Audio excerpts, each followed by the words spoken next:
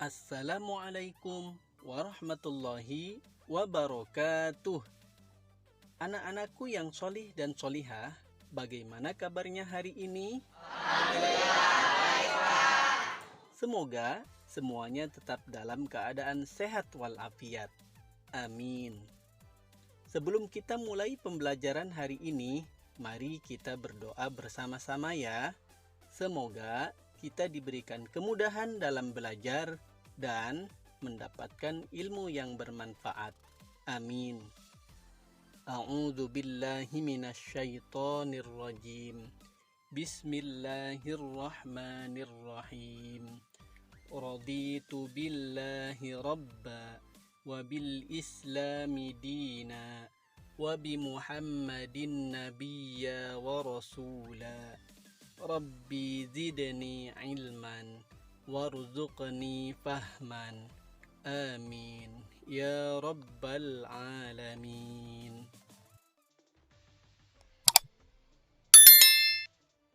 Anak-anakku yang solih dan solihah, pada hari ini kita akan belajar mengenai memahami makna beriman kepada malaikat. Pada pertemuan sebelumnya, kita sudah belajar mengenai pengertian beriman kepada malaikat dan hukum-hukumnya. Kemudian, mengenai penciptaan malaikat, serta perbedaan antara malaikat, jin, dan manusia. Selanjutnya, pada pertemuan kali ini kita akan belajar mengenai nama-nama malaikat dan tugas-tugasnya. Kemudian, cara menerapkan perilaku beriman dalam kehidupan sehari-hari dan hikmah beriman kepada malaikat. Anak-anak, apakah kalian masih ingat perbedaan antara malaikat, jin, dan manusia? Alhamdulillah. Ayo, coba sebutkan. Salah satunya yaitu malaikat diciptakan dari nur atau cahaya dan jin diciptakan dari api, sedangkan manusia diciptakan dari tanah. Betul. Bagus sekali jawabannya. Setelah mengikuti pembelajaran pada hari ini, Papa harap kalian mengetahui nama-nama malaikat dan tugas-tugasnya. Kemudian, memahami hikmah beriman kepada malaikat dan menerapkan perilaku iman kepada malaikat dalam kehidupan sehari-hari. Anak-anak, berikut ini adalah nama dan tugas malaikat. Al-Quran tidak menyebutkan berapa jumlah malaikat secara pasti, namun ada penjelasan melalui hadis yang diriwayatkan oleh Bukhari dan Muslim dari Anas bin Malik bahwa pada saat Nabi Muhammad SAW Isra Mi'raj dan bertemu dengan Ibrahim alaihissalam yang sedang bersandar di Baitul Ma'mur, di sana terdapat 70.000 malaikat.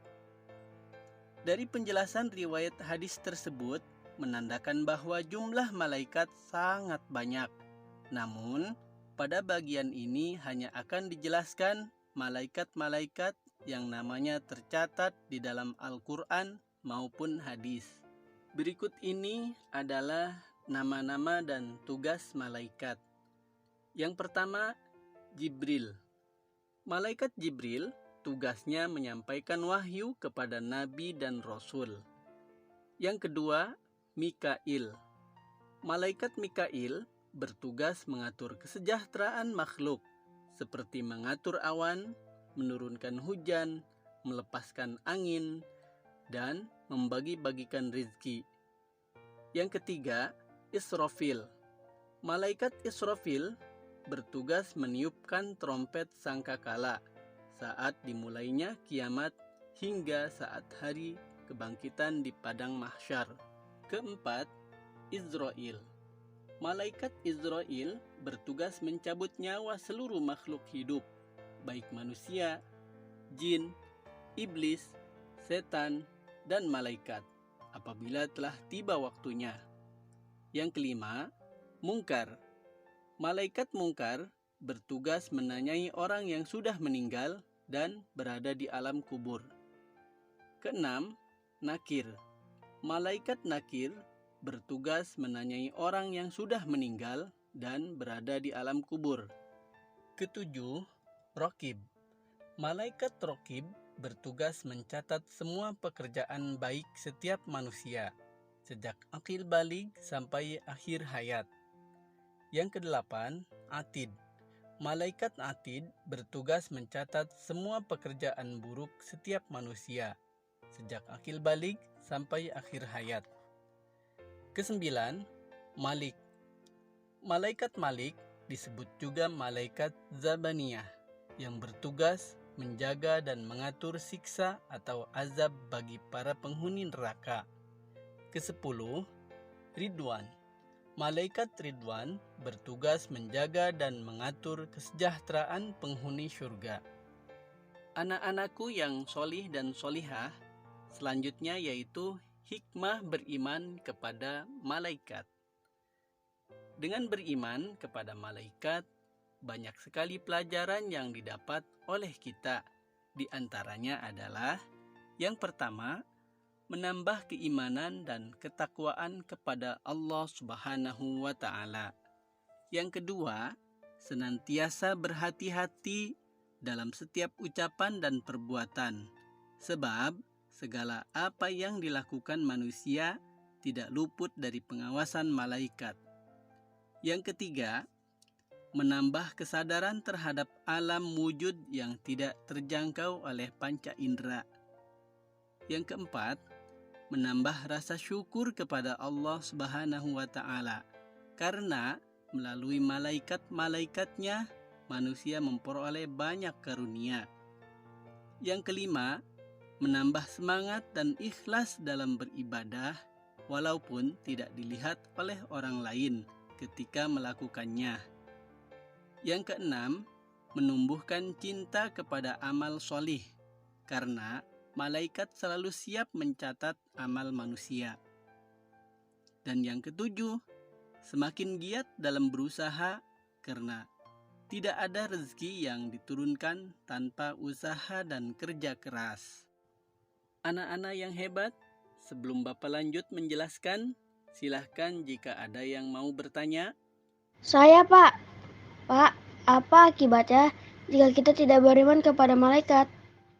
Baik, pertanyaan yang bagus. Akibatnya, jika kita tidak beriman kepada malaikat, maka kita akan selalu berbuat hal-hal yang tidak baik, karena tidak pernah menyadari bahwa apa yang kita lakukan itu disaksikan dan dicatat oleh malaikat. Anak-anakku yang solih dan solihah, menerapkan perilaku mulia dan meneladani sifat-sifat malaikat dalam kehidupan sehari-hari itu sangat mudah jika dilakukan dengan ikhlas. Contohnya, yang pertama, berkata dan berbuat jujur, karena di mana dan kemanapun malaikat pasti mengawasi kita. Yang kedua, patuh dan taat terhadap hukum-hukum Allah Subhanahu wa Ta'ala dan peraturan yang dibuat oleh pemerintah. Yang ketiga, melaksanakan tugas yang diembankan kepada kita dengan penuh tanggung jawab dan ikhlas. Yang keempat, bertindak hati-hati serta penuh perhitungan dalam perkataan dan perbuatan. Yang kelima, memiliki rasa empati dengan memberikan bantuan kepada orang yang sedang membutuhkan. Yang keenam, perilaku yang ditampilkan mampu menjadi suri tauladan bagi lingkungannya. Yang ketujuh, selalu berusaha untuk selalu memperbaiki diri sendiri. Yang kedelapan, berusaha untuk selalu menghindari berbagai perbuatan buruk. Yang kesembilan, tidak bersikap sombong atau ria dalam berbuat kebaikan. Nah, setelah kalian mendengarkan penjelasan dari Bapak, apakah kalian sudah mengerti? Alhamdulillah. Anak-anakku yang soleh dan solihah, itulah materi pelajaran yang Bapak sampaikan pada kesempatan ini. Semoga kalian semua dapat memahami dan ilmu yang didapat pada hari ini semoga bermanfaat untuk kalian semua. Amin ya Rabbal Alamin. Jangan lupa untuk mengerjakan latihan di akhir video ini. Terima kasih. Wassalamualaikum warahmatullahi wabarakatuh.